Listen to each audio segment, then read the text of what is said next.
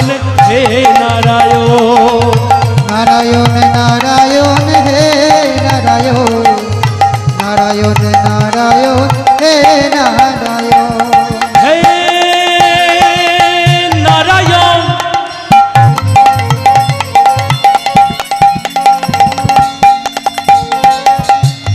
আমরা বিপদে পড়েছি হে বিপদ ভঞ্জন,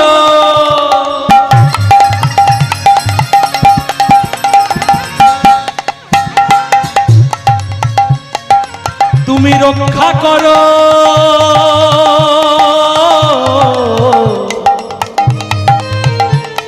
হে মধুসূদন।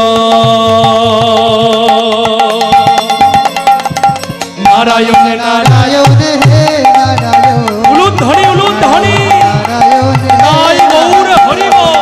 নারায়ণ নারায়ণ হে নারায়ণ, নারায়ণ নারায়ণ হে নারায়ণ, নারায়ণ নারায়ণ হে নারায়ণ, নারায়ণ নারায়ণ হে নারায়ণ। কি হয়েছে? কি হয়েছে তোমাদের? বলে প্রভু আমরা বিপদে পড়েছি। বলে কি হয়েছে? বলে যে কোনো সময় অসুররা আমাদের অ্যাটাক বা আক্রমণ করতে পারে, তাই আমাদের তো নির্দিষ্ট কোনো সেনাপতি নেই, তাই আমরা কি করে অসুরদের সামনাসামনি মোকাবিলা করব? তখন ভগবান বলছে শোনো, তোমাদের কোনো চিন্তা নাই। আমার এক ভক্ত আছে, সে পরম বিষ্ণু ভক্ত, তার নাম মুচকুন্দ গোয়ালা, তার পিতার নাম হলো রাজা মান্ধাতা। তোমরা সকলে মিলে চলে যাও রাজা মান্ধাতার কাছে, আর মান্ধাতাকে গিয়ে বলবে যে আমি ভগবান শ্রীহরি বিষ্ণু বলেছি যে তার পুত্রকে যেন দেবতাদের সেনাপতি নিযুক্ত করতে তিনি অনুমতি দেন। তাই মান্ধাতাকে বলেছে, মান্ধাতা অনুমতি দিয়েছে।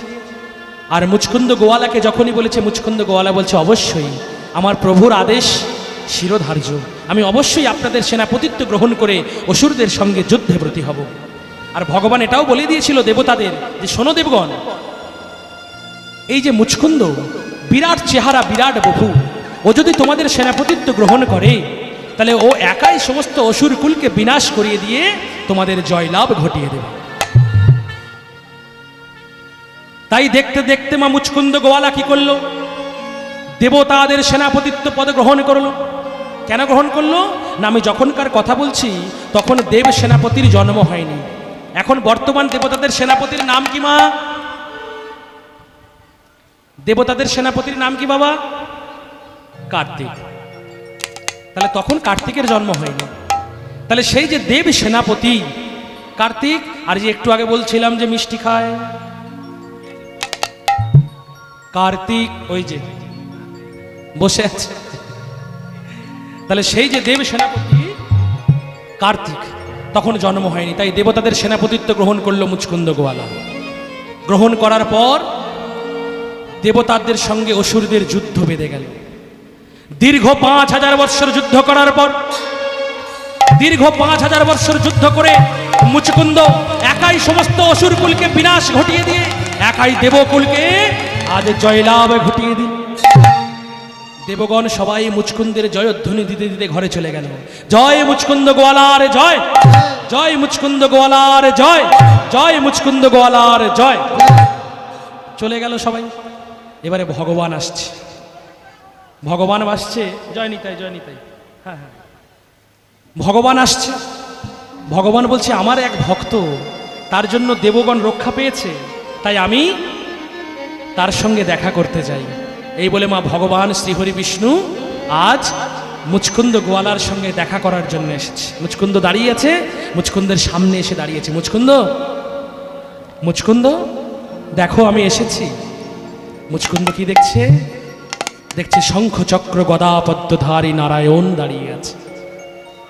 তাই মুচকুন্দ করজোরে প্রার্থনা করে বলছে, কি বলছে? ভিক্ষা চাহিলে মানুষ নাহি ফেরা, তোমার দুয়ারে হাত পাতিল যে, ফেরাবে কি,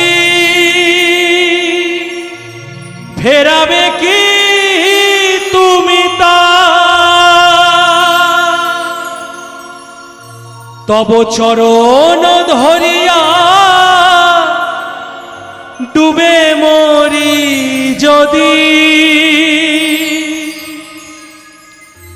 রবে কলঙ্ক ভুবনে। উলুধ্বনি রাখো চরণে।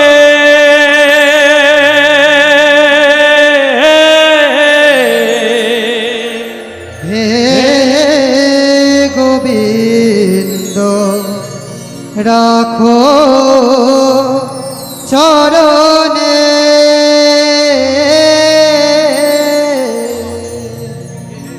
হে গোবিন্দ রাখো চরণে। মোরা তব চরণে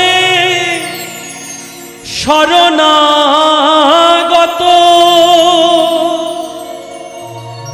আশ্রয়দা আশ্রিত জনে।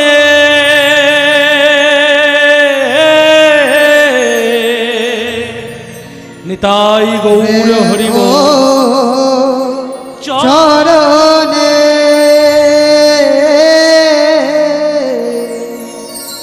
হে গোবিন্দ রাখো চরণে।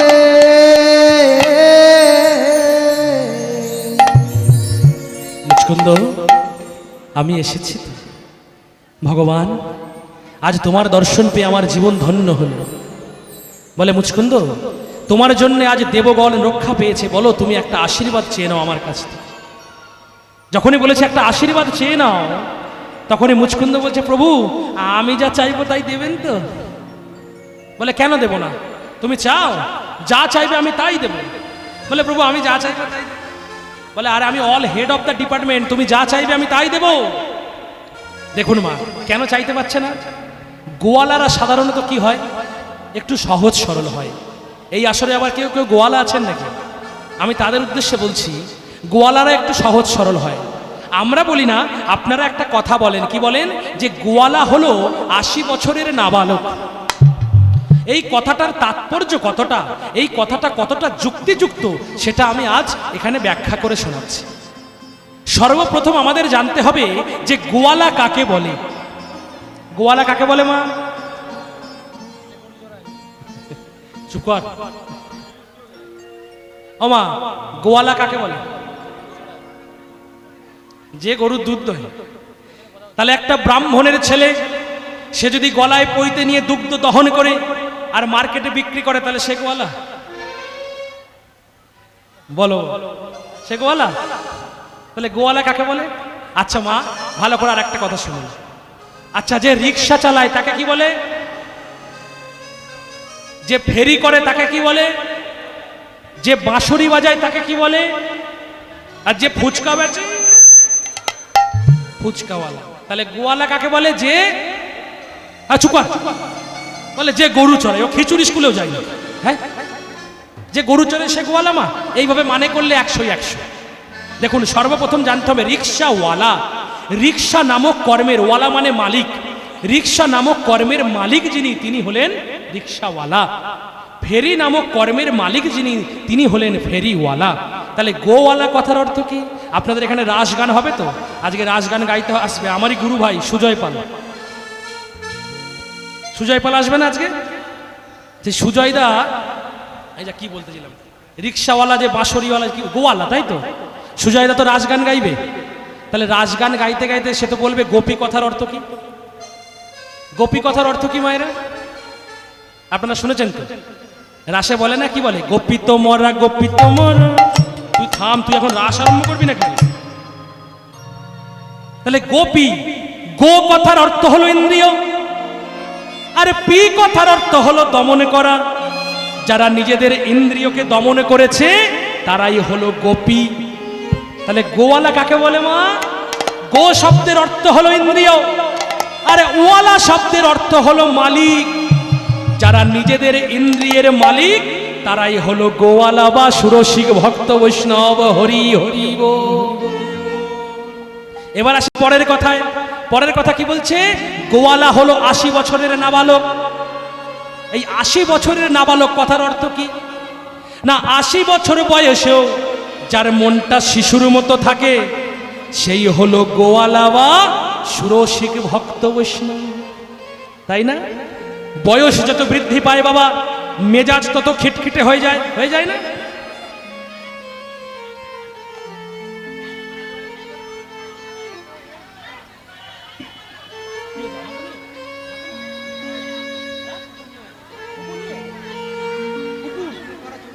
হরি বল, হরি বল। মায়েরা এদিকে লক্ষ্য দিন, ওদিকে বাদ দিন। তাহলে গোয়ালা শব্দের অর্থ কি? 80 বছরের নাবালক, মানে যিনি 80 বছর বয়সেও যার মনটা শিশুর মতো থাকে সেই হলো গোয়ালা। নাবালক কথার অর্থ কি? শিশু। মায়েরা খুব মন দিয়ে শুনুন, বয়স যত বৃদ্ধি পায় মন তত চঞ্চল হয়ে যায়, মেজাজ তত খিটখিটে হয়ে যায়। আমার দাদুগুরু শ্রী শ্রী ঠাকুর ভবা পাগলা একটি কথা বলতেন।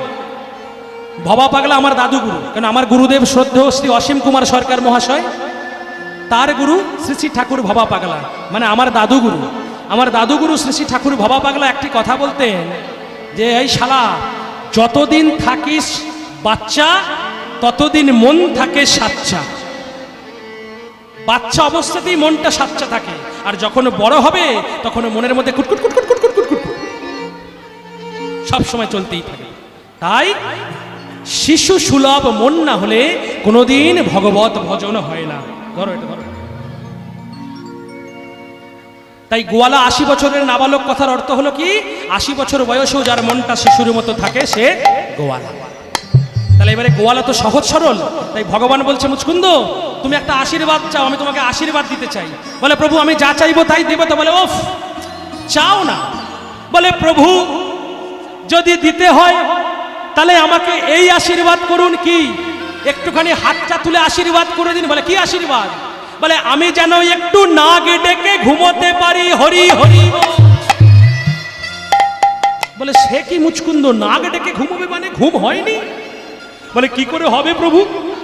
দীর্ঘ 5000 বৎসর যুদ্ধ করেছি। দীর্ঘ 5000 বৎসর যুদ্ধ করে যখন আমি শয়নে যাচ্ছি, স্বপ্নের মধ্যে হাজার হাজার পুত্র এসে বলছে আমার পিতাকে ফিরিয়ে দাও, হাজার হাজার মাতে এসে বলছে আমার স্বামীকে ফিরিয়ে দাও। আর আমি যখন জল পান করতে যাচ্ছি তখন যেন মনে হচ্ছে আমি রাশি রাশি রুধির পান করছি, মানে রক্ত। তাহলে কি করে হবে প্রভু ঘুমটা? বলে, আচ্ছা বাবা ঠিক আছে, তোমার ঘুম হয়নি, আচ্ছা আমি তোমাকে আশীর্বাদ করছি, যাও এখান থেকে অনতি দূরে প্রবর্ষণা পর্বত, সেই প্রবর্ষণা পর্বতের মধ্যে গিয়ে তুমি নিদ্রা যাও। বলে, প্রভু নিদ্রা তো যাব, ঘুমিয়ে তো পড়বো, যদি কেউ ঘুম ভাঙিয়ে দেয়? বলে, আমি আশীর্বাদ করছি বাবা, যদি তোমাকে কেউ ঘুম ভাঙিয়ে দেয় তাহলে তোমার নয়ন দিয়ে অগ্নুৎপাত হবে, আর সেই আগুনে যে তোমার ঘুম ভাঙাবে বা যারা তোমার ঘুম ভাঙাবে তারা সব পুড়ে ছাই হয়ে যাবে। বলে, বাবা বাবা প্রভু, ভগবান অনেক ধন্যবাদ, অনেক ধন্যবাদ ভগবান, আসছি। হ্যাঁ আসছি। বলে, আবার কি হলো? বলে, প্রভু আমি যদি ঘুমিয়ে থাকি তাহলে যে আমার একটা অপরাধ হয়ে যাবে। বলে, কি অপরাধ? বলে, আমি যদি ঘুমিয়ে থাকি তাহলে যে আমার গুরু মন্ত্র জপা হবে না। বলে, গুরু মন্ত্র জপা হবে না? সত্যিই তো তাই, কেউ ঘুমিয়ে থাকলে বাবা গুরু মন্ত্র জপ হয়? হয় না তো। তাহলে বলছে ঘুমিয়ে থাকলে তো অটোমেটিক্যালি গুরু মন্ত্র জপ হবে না, তুমি কি বলতে চাইছো? বলে, না প্রভু, আমার অপরাধ হবে, আমি ঘুমিয়ে ঘুমিয়ে এমন একটা ব্যবস্থা করে দিন যাতে আমি গুরু মন্ত্র জপ করতে পারি। বলে, আচ্ছা ঠিক আছে বাবা, আমি তোমাকে আশীর্বাদ করছি, তোমার নয়নে ঘুমাবে কিন্তু তোমার বদনে জাগবে। বলে, নয়নে ঘুমাবে বদন জাগবে মানে? আমি একটু নিচে নেমে উদাহরণ দিচ্ছি, ভালো করে শুনুন। ধরুন আপনাদের এই শান্তিপুর থেকে আর ওই ধরুন ধোসা, শান্তিপুর এই গোচারণ থেকে ধোসা অবধি কেউ একটা ট্রেকার বা অটোতে বা বাসে হেল্পারি করে, কোন একটা 10-12 বছরের ছেলে। এবার এই রোডটা কেমন, ওয়ান ওয়ে, প্রচুর জ্যাম হয়। এবার জ্যাম হওয়ার ফলে সে সারাদিন এই ধোসা গোচারণ গোচারণ এইভাবে সারাদিন। আবার ধরুন রাস্তা আটকে আছে, এই যা যা যা যা যা যা, যেই এমন করেছে, সারা দিন করেছে, আর রাত্রেবেলা এসে একদিকে মা শুয়েছে, একদিকে বাবা শুয়েছে, আর মাঝখানে ছেলেটি শুয়েছে। শুয়ে রাত্রেবেলা বাবার দিকে মুখটা করে, আর সেই ঘুমের ঘরে যা যা যা যা যা যা বলতে বলতে বাবাকে খাটের ঠেলে ফেলে দিয়েছে। আর যেই বাবা পড়ে গেছে, পড়ে গিয়ে বাবা উঠে বলছে, হতচ্ছাড়া ছেলে, ঠাসিয়ে এক চড়। যেই চর মেরেছে বলছে, আমি কি করবো, আমি ঘুমের ঘরে বলে, ভগবান তুমি আমাকে এরকম বরদান দিলে, আমার নয়ন ঘুমাবে কিন্তু বদন জাগবে। বলে ওরকম নয়, তোমার নয়ন ঘুমাবে কিন্তু তোমার দুটো ওষ্ঠের মাঝখানে গুরু মন্ত্র জপ হবে, নিতাই গৌর হরি বল। বলে প্রভু অনেক ধন্যবাদ, আসছি প্রভু, হ্যাঁ আসছি। আবার বলে আবার কি হল? বলে প্রভু, বলে কি? বলে আমি যে গুরু মন্ত্র ভুলে গিয়েছি। বলে সে কি মুচকুন্দ, তুমি গুরু মন্ত্র ভুলে গিয়েছো? বলে হ্যাঁ প্রভু। বলে যাও তোমার গুরুদেবের কাছ থেকে আবার মন্ত্র নিয়ে নাও। বলে কি করে নেব প্রভু, আমার গুরুদেব যে আর ইহ জগতে বেঁচে না। বলে বেঁচে নাই? বলে না। বলে তাহলে কি হবে? যাও একটা ভালো দেখে গুরু করবে, ধান্দাবাজ গুরুর কাছে যাবে না, কামুক গুরুর কাছে যাবে না, লোভী গুরুর কাছে যাবে না। কেমন গুরুর কাছে যাবে? কেমন গুরু? বলে জল খাবে ছেনে যার গুরু করবে চেনে। উলুধ্বনি। জল খাবে চেনে গুরু করবে জেনে। সঠিক ভাবে গুরু করো নিয়ম কানুন মেনে। সঠিক ভাবে গুরু করো নিয়ম কানুন মেনে। সকলে মিলে দুটি বাহু তুলুন, সকলে মিলে যার যার গুরু গোসাই পেতে সকলে মিলে একবার একবার গুরু প্রীতি প্রেমানন্দে উলুধ্বনি জয়ধ্বনি হরিধ্বনি। গুরু জয় গুরু জয় গুরু জয় গুরু জয় গুরু জয় গুরু জয় গুরু জয় গুরু জয় গুরু জয় গুরু জয় গুরু জয় গুরু জয় গুরু জয় গুরু জয় গুরু জয় গুরু জয়। বলে বাহ, শোনো মুচকুন্দ, জল খাবে ছেনে আর গুরু করবে জেনে। কেমন গুরু করবে? সদগুরু পাবে জব ভেদ बतावे, जब ज्ञान करे उपदेश, উপদেশ कैला की मैला छोटे जब आग करे प्रवेश। প্রবেশ। আচ্ছা মায়েরা বাবারা বলুন তো, কয়লাকে কোনোদিন কি সাদা করা যায়? কয়লাকে করা যায়, আগুনে পোড়ালে কয়লা সাদা হয়ে যায়। তাহলে কারোর হৃদয়ে যদি কয়লার থেকেও কালি থাকে, তার সদ্গুরুর উপদেশ রূপী আগুনে যদি কেউ পোড়াতে পারে, তাহলে তার হৃদয়টা শুদ্ধ হয়ে যায়, সে নির্মল চিত্তে ভগবত ভজন করে। তাহলে আজ এইখানে সেই ব্যাপারটাই বলছি মুচকুন্দকে, যে মুচকুন্দ ভালো দেখে গুরু খুঁজবে, ধান্দাবাজ গুরুর কাছে যাবে না, কিন্তু হাই ভোল্টেজ গুরু খুঁজবে। এই যে হাই ভোল্টেজ গুরু, একদিন হে ভক্তমণ্ডলী ভক্তিমতী মা, মদনের বাবা মদনের মাকে বলছে, শোনো মদনের মা, আমি হাই ভোল্টেজ গুরু না পেলে জীবনে দীক্ষাই নেব। বলে হাই ভোল্টেজ গুরু না পেলে দীক্ষা নেবে না? বলে না। আর আমাদের মধ্যে কিছু কিছু ভক্ত আছে যারা কি মনে করে যে আমার গুরুদেব অমুক অমুক শ্রী শ্রী শ্রী শ্রী শ্রী শ্রী শ্রী হবে, একটু হাই ভোল্টেজ হবে, তবে তো গুরুর কাছে শরণ নেব। বাস। বলে মদনের বাবা বলছে হাই ভোল্টেজ গুরু না হলে দীক্ষা নেব না। তা মদনের মা বলছে, শোনো মদনের বাবা, যদি হাই ভোল্টেজ গুরু চায় তাহলে তুমি আগে এসে আমার চরণে প্রণাম করো, আমি সব থেকে হাই ভোল্টেজ। যেই বলেছে আমার চরণে প্রণাম করো, মদনের বাবা বলছে কি আমি তোমার চরণে প্রণাম করো? বলে হ্যাঁ। বলে আমি এক্ষুনি আজকে এই ভগার খালে স্নান করে এসে আজ আমি এক্ষুনি বেরোবো হাই ভোল্টেজ গুরু খুঁজতে। এবার এখন এই জ্যৈষ্ঠ মাসে কেমন গরম পড়েছে বাবা, 45 ডিগ্রি 44 ডিগ্রি, আমাদের হাওড়ায় আরো বেশি, কোনো কোনো সময় 47 ডিগ্রিও হয়ে যাচ্ছে। হ্যাঁ, যেমন মনে হচ্ছে 42-43, কিন্তু অনুভবটা ফিলিংসটা আসছে 47-এর মতো। তাই জ্যৈষ্ঠ মাসের গরমে ওই মদনের বাবা কি করেছে, ভগার খালে স্নান করেছে, মানে গঙ্গায় স্নান করে এসে, আর ওর বাড়িতে তুলসী মন্দির ছিল শ্বেত পাথরের। এবার সেই তুলসী মন্দিরে এই জ্যৈষ্ঠ মাসের প্রখর সূর্যের তাপে তুলসী মন্দির একদম গরম হয়ে গেছে, আর সেইখানে তুলসী মন্দিরে প্রণাম করে হাই ভোল্টেজ গুরু খুঁজতে বেরোবে এবারে আমাদের মদনের বাবা। ব্যাস, উঠে আর প্রণাম করছে। কেমন ভাবে প্রণাম করছে? জ্যৈষ্ঠ মাসের গরম তো, গরমে রগটা একদম পুরো গরম হয়ে গেছে। আর যেমন মিলিটারিরা কি করে, যেমন মার্চেন্ট করে না, লেফট রাইট করে, ওই তেমন ওই মার্চেন্ট করতে করতে আর প্রণামটা সারছে। কেমন ভাবে? জয় গুরু জয় গুরু জয় গুরু জয়। জয় গুরু জয় গুরু জয় গুরু জয় গুরু জয় গুরু জয় গুরু। মদনের মা বলে হাই দেখো, সামান্য সূর্যের তাপ সহ্য করতে পারে না, সে আবার হাই ভোল্টেজ গুরু খুঁজতে। বলে শোনো, হাই ভোল্টেজ গুরু যদি খুঁজতে হয়, ওই যে সূর্যদেব, সূর্যের থেকে হাই ভোল্টেজ আর কেউ নাই। বলে হ্যাঁ, বলে যাও সূর্যের কাছে যাও। এইবারে সূর্যের কাছে যাচ্ছে, সূর্যদেবকে ডাকছে কেমন ভাবে? হে মহাজ দিবাকর, সর্ব পাপ হর, সর্ব পাপ হর, হে মহাজ দিবাকর। উলুধ্বনি। হে মহাজন দিবাকর, সর্ব পাপ হর, সর্ব পাপ হর,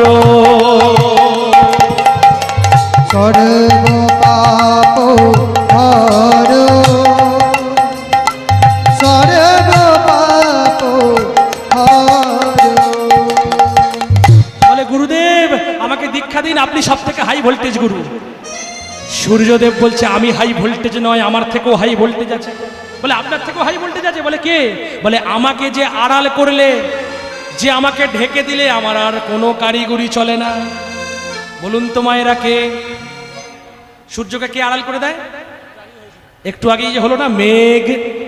বলে মেঘ হচ্ছে সবচেয়ে হাই ভোল্টেজ, তুমি মেঘের কাছে যাও। এইবারে কি করেছে মদনের বাবা? মেঘের কাছে যাচ্ছে।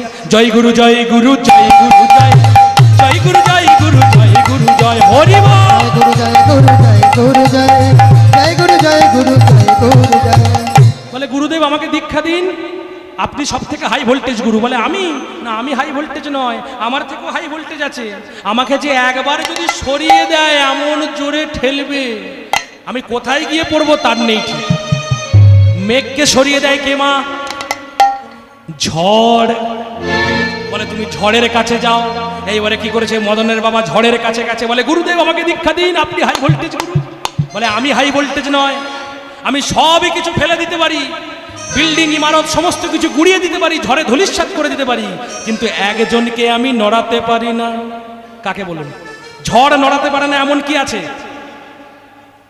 মাঠে থাকে, মাঠে এই যে উই ঢিবিগুলো হয় না, ইঁদুর মাটিগুলো যে উই ঢিবিগুলো হয়, তাকে ঝড় নড়াতে পারে? নড়াতে পারে না। একমাত্র টর্নেডো না এলে তা নড়াতে পারে না। তাই বলছে তুমি চলে যাও ওই উই ঢিবি বা ইঁদুর মাটির ওখানে। এবার মদনের বাবা কি করেছে? সকাল থেকে বসে আছে উই ঢিবির কাছে, গুরুদেব দেখা দিন, গুরুদেব দেখা দিন, গুরুদেব দেখা দিন। এবার একটা লোক সে সকাল থেকে বসে আছে, আর একটা লোক দেখে দেখে যাচ্ছে যে বাবা এই লোকটা সকাল থেকে বসে আছে এখানে। সন্ধ্যেবেলা জিজ্ঞাসা করছে কি করছেন? বলে আমি আমার গুরুদেবকে ডাকছি, এর মধ্যে আমার গুরুদেব আছে, এটা আমার গুরুদেব। বলে ওইটা আপনার গুরুদেব নয়, ওর মধ্যে এক বালতি জল ঢেলে দিন, আপনার গুরুদেব বেরিয়ে আসবে। মদনের বাবা কি করেছে? এক বালতি জল এনে ঢেলে দিয়েছে। যেই জল এনে ঢেলে দিয়েছে অমনি গুরুদেব বাবাজি বেরিয়ে এসেছে। কে বলুন তো? ইঁদুর বাবাজি গুরুদেব। বলে ওই যে আপনার গুরুদেব, যান ধরুন। এবার ইঁদুর বাবাজির চরণ চরণ ধরবার জন্য মদনের বাবা যাচ্ছে। গিয়ে দেখছি ইঁদুর বাবাজিকে ধরে বলছে আপনি আমার হাই ভোল্টেজ গুরু, আপনি আমাকে দীক্ষা দিন। তখন সেই ইঁদুর বাবাজি বলছে আমি হাই ভোল্টেজ নয়, আমিও একজনকে দেখলে পগার পার হয়েছে। কে? বিড়াল। বলে ওই যে যাচ্ছে দেখুন আপনার গুরুদেব। এবারে মদনের বাবা দৌড়াতে আরম্ভ করেছে বিড়ালের পিছন পিছন। জয় গুরু জয় গুরু জয় গুরু জয়, জয় গুরু জয় গুরু জয় গুরু জয়, জয় গুরু জয় গুরু জয় গুরু জয়, জয় গুরু জয় গুরু জয় গুরু জয়। বিড়ালের পেছন পেছন দৌড়াতে দৌড়াতে বিড়ালটি কি করেছে? দৌড়াতে দৌড়াতে মদনের বাবার ঘরে ঢুকেছে। পাঁচিল টপকে মদনের বাবার ঘরে ঢুকে, আর মদনের মা যেই ঘরটায় আছে সেই ঘরটার দরজাটা খুলে মদনের মা বেরিয়ে আসছে, আর বেড়ালটা কি করেছে, মদনের ওই দরজাটা যেই মদনের মা খুলেছে, ওই বেড়ালটা মদনের মায়ের ঘরের পাশ দিয়ে ঢুকে গেছে, আর মদনের বাবা আচার খেয়ে পড়েছে। বেড়াল মনে করে মদনের মায়ের চরণটা জড়িয়ে, আর জড়িয়ে ধরা মাত্রই কি বলছে, যা দেবী সর্বভূতেষু শক্তি রূপেণ সংস্থিতা নমস্তস্मै নমস্তস্मै নমস্তস্मै নমো নমঃ। যা দেবী সর্বভূতেষু বুদ্ধি রূপেণ সংস্থিতা নমস্তস্मै নমস্তস্मै নমস্তস্मै নমো নমঃ। যা দেবী সর্বভূতেষু শক্তি রূপেণ সংস্থিতা নমস্তস্मै নমস্তস্मै নমস্তস্मै নমো নমঃ। এখান থেকে কি প্রমাণ হলো, জগতে নারী শক্তির ওপরে আর কোনো শক্তি নাই। গুরু পরে খুঁজবেন, আগে ঘরের যে নারীটা আছে সেই নারীটাকে নিয়ে শক্তির সাধনা করতে হয়। চণ্ডীদাস দেখিয়ে গেছে কি, বাঁশরি আসিয়া চাপর মারিয়া দ্বিজ চণ্ডীদাসে কয়, সহজ ভজন করো হে যাজনে ইহা ছাড়া কিছু নাই। রজ কঠিয়ারি কিশোরী স্বরূপা শরণ লহগে তার, আমি বলি যাহা তুমি শুনো তাহা 64 ভজন। এই 64 ভজন বলে কারে, তুমি শিক্ষা করো গুরুর ধারে। দীক্ষা গুরু একজন থাকে, ওই জন্যই তো বলছে দীক্ষা গুরু কৃষ্ণ আমার শিক্ষা গুরু রাই। শিক্ষা গুরুরা বৃন্দাবনের ভজন তত্ত্ব যাদের কাছে পাই, যাদের কাছে পায়, ঊর্ধ্বলিঙ্গ ঊর্ধ্বজনী ঊর্ধ্বরতি হয়, ঊর্ধ্বরতি আর হয়, ঊর্ধ্ব না হইলে জীবে যাবে জমালা। যাবে জমালা। পুরুষের ওই লিঙ্গ হয় ওই মস্তকের মণি, মস্তকের মণি, তাহা দিয়া খেলা করেন আমার দেব পদ্মজনী। দেবপদ্মজনী। সাধকের স্থান হয় বৃহৎ বৃন্দাবন, বৃহৎ বৃন্দাবন। উলুধ্বনি জয় ধ্বনি জয় রেখা। শ্রীরাধিকা হয় যে তাহার প্রেমের মহাজন। প্রেমের মহাজন। তাই মুচকুন্দকে বলছে, এই যে হাই ভোল্টেজ গুরু, ভগবান বলছে থেকে থেকে ভালো গুরু খুঁজবে। তাই মুচকুন্দ এদিক ওদিক তাকিয়ে কি করবে মা, ভক্ত ভগবানের অপেক্ষায় চতুর হয়ে যায়। কেন, অষ্টোত্তর শতনামে নেই কি, হরি নামে কৃষ্ণ নামে বড়ই মধু, বড়ই মধু। আর যেই জনা কৃষ্ণ ভজে সে বড়, সে বড় চতুর। তাহলে ভগবানের অপেক্ষায় ভক্ত চতুর হয়ে যায়। তাই এদিক ওদিক তাকিয়ে কোথায় গুরু খুঁজবে, ধপাস করে ভগবানের চরণে পড়েছে। বলছে প্রভু আমি পেয়ে গেছি। বলে কি পেয়েছি? বলে আমি পেয়ে গেছি গুরুদেব। বলে হ্যাঁ। বলে কাকে?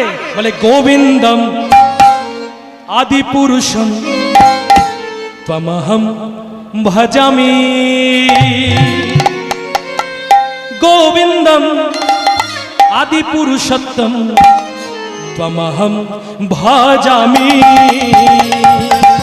গোবিন্দ আদি পুরুষোত্তম তমহং ভজামি। গোবিন্দ আদি পুরুষোত্তম তমহং ভজামি। বলে কি করছো তুমি? বলে প্রভু আমি গুরুদেব পেয়ে গেছি। বলে কাকে? বলে সম্মুখে যার জগৎ গুরু তুমি কৃষ্ণ কল্পতরু। সম্মুখে যার জগৎ গুরু তুমি কৃষ্ণ কল্পতরু। তার কি গুরুর অভাব হতে পারে? তার কি গুরুর অভাব হতে পারে? আর তার কি গুরুর অভাব হতে পারে? তার কি গুরুর অভাব হতে পারে? ওগো কৃষ্ণ দয়াময়, যদি তোমার কৃপা হয় গুরু মন্ত্র দাও গো আমারে। ওগো কৃষ্ণ দয়াময়, যদি তোমার কৃপা হয় গুরু মন্ত্র দাও গো আমারে। বলে আমাকে গুরু মন্ত্র দাও। এই বলে ভগবান কি করেছে, আজ মুচকুন্দকে কাছে টেনে নিয়ে গুরু মন্ত্র দিচ্ছে কর্ণে। কি মন্ত্র? সবাই মিলে একটু উলুধ্বনি জয়ধ্বনি করুন মায়েরা। আজ থেকে তোমার কর্ণে এই মন্ত্র করিলাম প্রদান। এই মন্ত্র করিলাম প্রদান। স্বরাক্ষরে স্বরবীজ হবে হরে কৃষ্ণ রাম। হরে কৃষ্ণ রাম। তাহলে একটা প্রশ্নের উত্তর পাওয়া গেল। এই যে হরে কৃষ্ণ রাম নাম কেন জপ করতো? এই যে গুরু মন্ত্র ছিল, কোনোদিন কিন্তু ভোলেনি। একটা প্রশ্নের উত্তর হলো এইবারে ঘুমাচ্ছে। এক ঘুমে ঘুমাতে ঘুমাতে সত্যযুগ পার।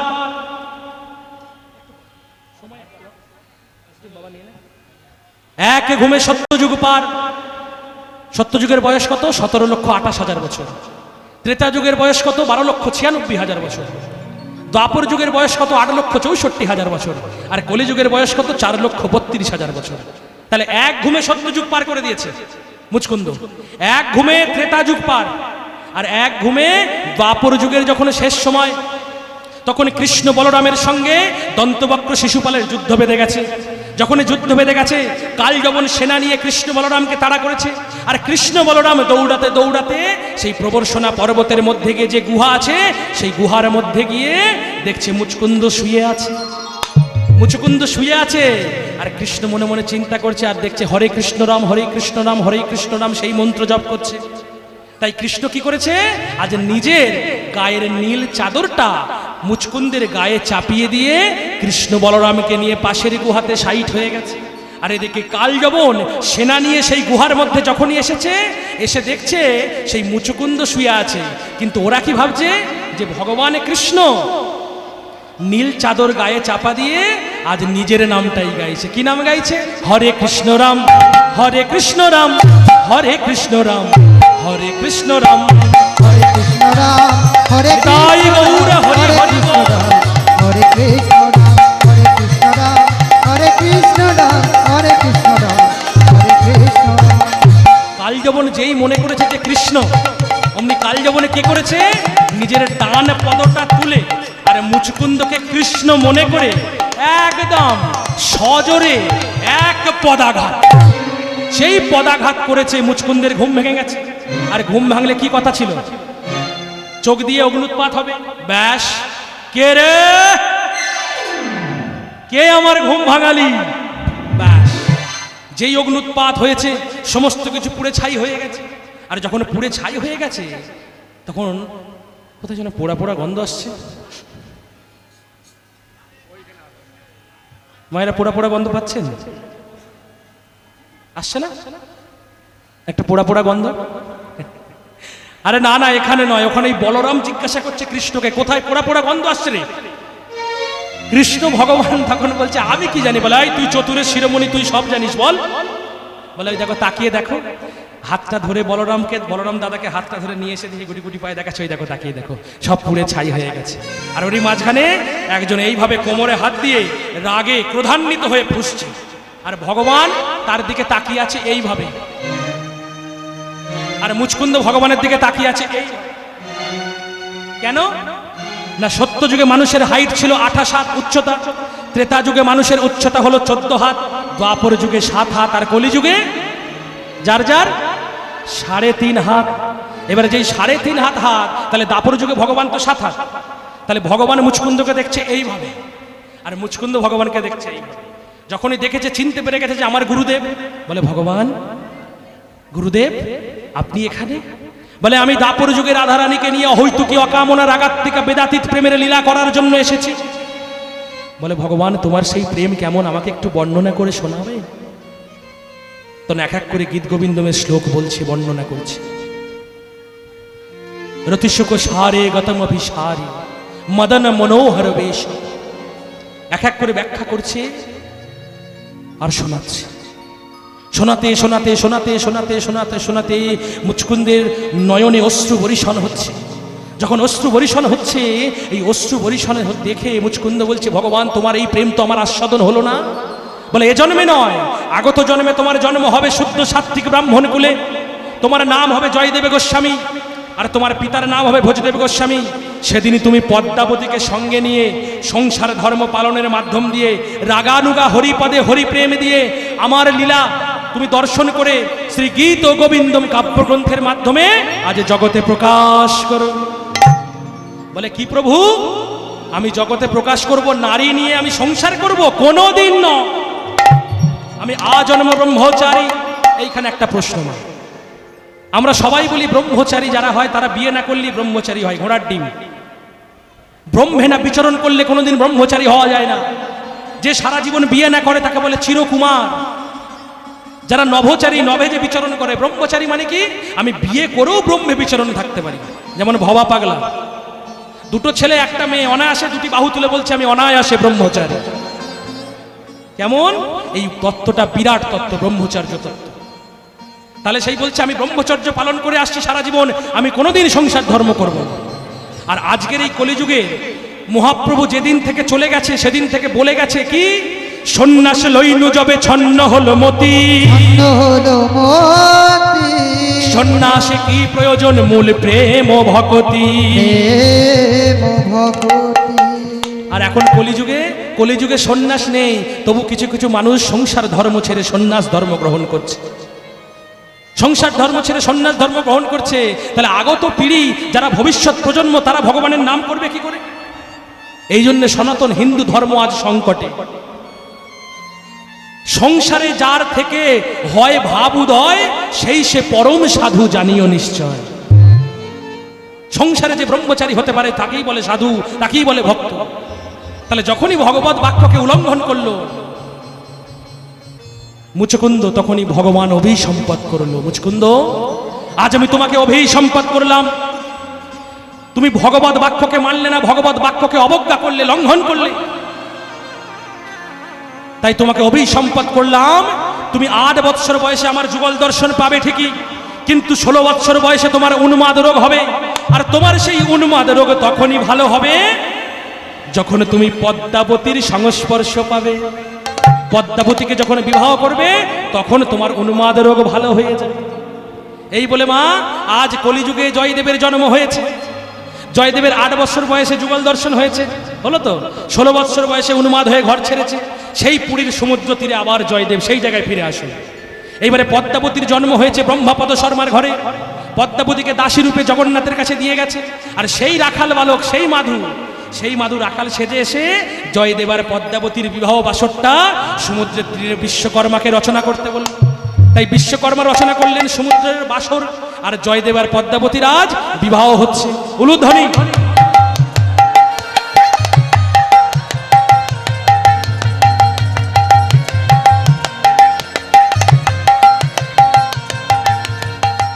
বরকর্তা হয়ে এসেছেন কে? বাবা ভোলানাথ। আর নিদ বর হয়ে এসেছেন নারদমণি। আর স্বয়ং ভগবান কৃষ্ণ নাপিতের কর্মটা করছে, মানে পরামানিকের কর্ম করছে। এইভাবে জয়দেব পদ্মাবতীর বিবাহ হয়ে গেল। ভগবানের আদেশে জয়দেব পদ্মাবতী বীরভূমে গেল। বীরভূমে গিয়ে তারা সংসার ধর্ম পালনের মাধ্যম দিয়ে, রাগানুগা হরিপদের মধ্যে দিয়ে, হরি ভজনের মাধ্যম দিয়ে জয়দেব গীত গোবিন্দম কাব্যগ্রন্থ লিখতে লাগলো। লিখতে লিখতে একটা জায়গায় এসে জয়দেব থেমে গেল। কোন জায়গায়? না, যে জায়গায় এসে দেখতে পাচ্ছে যে ভয়ং ভগবান কৃষ্ণ রাধারানীর চরণ দুটি নিজের মস্তকে ধারণ করছে। বাবা, আমার যদি আরাধ্য দেব ভগবান কৃষ্ণ হয়, আর ভগবান কৃষ্ণ যদি কারো চরণ মাথায় নেয়, আমি মেনে নিতে পারবো না বাবা, আমার ইষ্টদেব। তাই এখানে জয়দেবও মেনে নিতে পারলো না। তাই জয়দেব কি করলো? কলমটা নামিয়ে দিয়ে আজ চলে গেল গঙ্গা স্নানে। আর এদিকে প্রকৃত ভগবানের রূপ ধরে এসে জয়দেব, মানে ভগবানের রূপে জয়দেব, সে এসে আজ গীত গোবিন্দম কাব্যগ্রন্থ জয়দেব পদ্মাবতীর কাছে সেবা নিয়ে ঠাকুর ঘরে গিয়ে কলমটা ধরে লিখে দিল। কি লিখলো? স্বর্গারল খণ্ডনং মম শিরসি মুন্ডনং দেহি পদ পল্লব মুদার, দেহি পদ পল্লব মুদার, দেহি পদ পল্লব মুদার, দেহি পদ পল্লব মুদার। তাহলে মা, আজ 3টে প্রশ্নের উত্তর হলো। 3টে প্রশ্নের উত্তর পেয়েছেন তো বাবা? তাহলে আজ ভক্ত আর ভগবান, মানে জয়দেব পদ্মাবতী সেই ভগবানের রাখা প্রসাদ একই পাত্রে সেবা করলো। একই পাত্রে প্রসাদ সেবা করতে করতে জয়দেব পদ্মাবতীকে বলছে, পদ্মে তোমার কি ভাগ্য, তুমি ভগবানের দর্শন পেলে। বলে, স্বামী আমিও তো পেয়েছি, তুমিও নাও। তাই আজ ভগবানের যে প্রসাদ, দুই ভক্ত জয়দেব আর পদ্মাবতী দুজনে আস্বাদন করলো। আর এখনো সেই রীতি চলে আসছে, জয়দেব মেলায় পাত্রে পাত্র ঠেকিয়ে প্রসাদ পাওয়া হয়। যে যত বড়ই জ্ঞানীগুণী মানুষ হোক না কেন, সে ধুলায় বসে হরিনাম সংকীর্তন শুনে পুণ্য স্নান করে মকর সংক্রান্তির দিন। আর এইভাবে শ্রী গীত ও গোবিন্দম কাব্যগ্রন্থ জগতে প্রকাশিত হলো। আজকের বিষয়টা আমার এখানেই শেষ হলো। আজ এইখানে রহিল আমার লীলার মাধুরী, এইখানে রহিল আমার লীলার মাধুরী, এইখানে রহিল আমার লীলার মাধুরী, এইখানে রহিল আমার লীলার মন্দার মাধুরী একবার চাঁদ বদনে বদন ভরে বলুন হরি হরি চাঁদ বদনে বদন ভরে বলুন হরি হরি চাঁদ বদনে বদন ভরে বলুন হরি হরি চাঁদ বদনে বদন ভরে বলুন হরি হরি হরি বল হরি বল হরি বল হরি বল হরি বল হরি বল হরি বল হরি বল হরি বল রে হরি বল রে হরি বল রে বল রে হরি বল রে হরি বল রে হরি বল রে হরি বল রে বল রে হরি বল রে হরি বল রে হরি বল রে হরি বল রে বল রে হরি বল রে হরি বল রে হরি বল রে হরি বল রে বল রে হরি বল রে হরি বল হরি বল হরি বল ভাই হরি বল হরি বল হরি বল ভাই। আচ্ছা, কারো যদি আমাদের ভিজিটিং কার্ডের দরকার হয় এখানে আছে, নিয়ে যাবে।